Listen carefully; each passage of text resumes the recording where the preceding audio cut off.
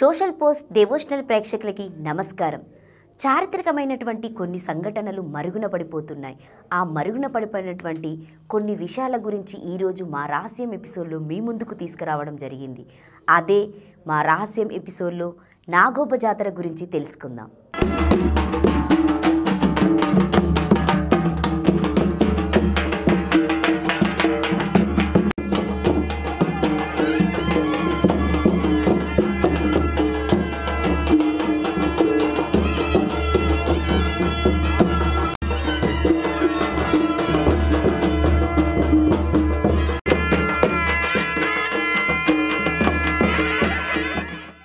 జాతరలో మరొక ముఖ్యమైన జాతర నాగోబా జాతర.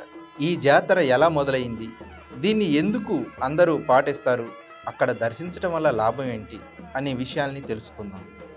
నాగోబా జాతర ఎందుకు మొదలైంది అనే విషయాన్ని చాలా ఆసక్తికరమైంది. సామాన్యం శకం 740 ప్రాంతాల్లో క్లేసాపూర్లో పడియేరు శేషసాయి అనే నాగభక్తుడుండేవాడు. నాగదేవతను దర్శించుకునేందుకు ఓసారి నాగలోకానికి వెళ్ళాడు.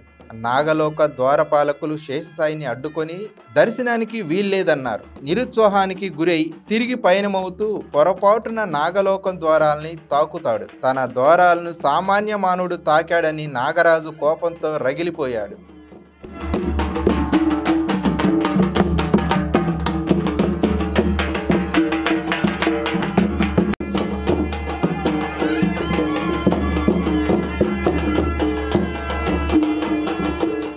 ఈ సంగతి తెలుసుకున్న శేషసాయి ప్రాణభయంతో తనకు తెలిసిన పురోహితుడు పదాన్ పండమార్ని కలిసి నాగరాజును శాంతింపజేసే మార్గం తెలుసుకున్నాడు. దాని ప్రకారం 7 కడవలు ఆవు పాలతో పాటు పెరుగు, నెయ్యి, తేనె, బెల్లం, పెసరపప్పు తదితర 7 రకాల నైవేద్యాలు సమర్పించి 122 అంతర్గత నివాస మార్గాల మీదుగా పయనిస్తూ ఆ పవిత్ర గోదావరి నీటిని తీసుకువచ్చి నాగరాజుకు అభిషేకం చేశాడు. ఆయన భక్తి మెచ్చిన నాగరాజు కేస్లాపూర్లో శాశ్వత నివాసం ఏర్పరచుకున్నాడు. ఆ స్థలమే నాగోబాగా ప్రసిద్ధికెక్కింది. ఆనాటి నుంచి ప్రతి సంవత్సరం నాగరాజు విగ్రహానికి పూజలు నిర్వహిస్తున్నారు గిరిజనులు.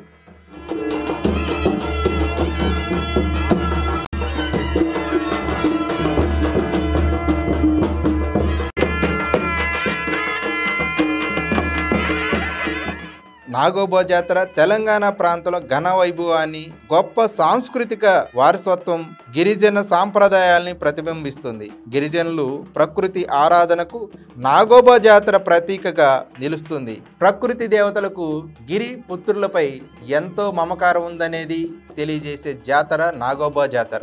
ఇంకొక విశేషం ఏంటంటే, ఆ నాగరాజుని అర్చించే అర్చకులంతా ఆ నాగోబా వంశీకులే. నాగోబా దేవతకు మైశ్రం వంశీసులే అర్చకులుగా వ్యవహరిస్తారు.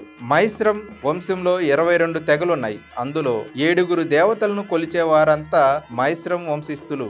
మడావి, మర్సుకోల, పుర్క, మైశ్రం, వెడ్మ, పంద్ర, ఉర్వేత ఇలా ఇంటి పేర్లు గల వారంతా మైశ్రం వంశంలోనికి వస్తారు.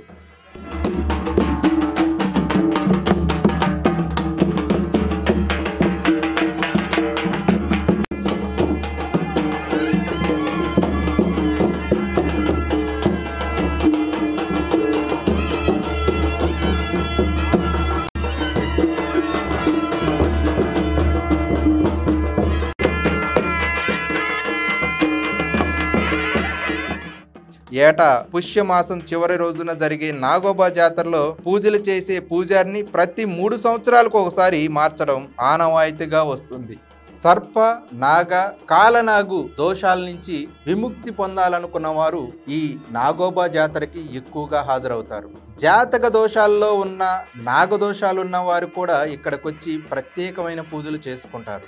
ఆ విధంగా స్వయంగా నాగలోకం నుంచే నాగరాజు వచ్చి ఇక్కడ కొలువై ఉన్నాడు అని చాలా మంది నమ్ముతారు. కాబట్టి ఇక్కడ భక్తులు విశ్వాసానికి ప్రతీకగా ఈ నాగోబా జాతర ఇంత అద్భుతంగా జరుగుతుంది.